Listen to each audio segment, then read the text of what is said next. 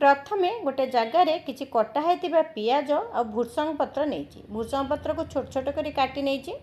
तापरे काटी रखि झुडंग आलू बा अलड़ी आलू को एठी देली तापरे अदा रसुण कंचा लंकार छेचा आउ आंबकसिया अदा कोरिके एठी देली आवश्यक अनुसार लुण देली लुण देला परे सेतिरे गोटे चामच कंचा जीरा देली जीरा देला परे एठी किछि बेसन मध्य ऐड कली बेसन देला परे सबु जिनस को प्रथमे भल भाव परिबा सहित बेसन को मिसई नबा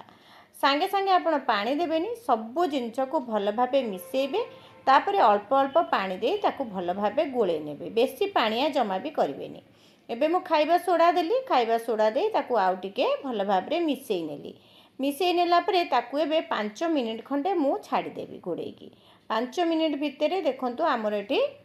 पकुड़ीर मिश्रणटी पूरा बढ़िया भाव हो जाइए। एबे कौन करवा ना तेल को भल भाव गरम करने छाड़ा तेल भल भाव गरम होला परे आमे झुडंग आलूर पकुड़ीटी को पकेबा पूरा पतला पतला करी पकेबे देखिबे आपणकर झुडंग आलू पकुड़ी एते टेस्ट लगे आपण केबे विश्वास करिबनी झुडंगरे मते एते सुंदर पकुड़ी प्रस्तुत करी हुए। प्रथम थर आपण पकुड़ी गरम करी तेल को देबे तापरे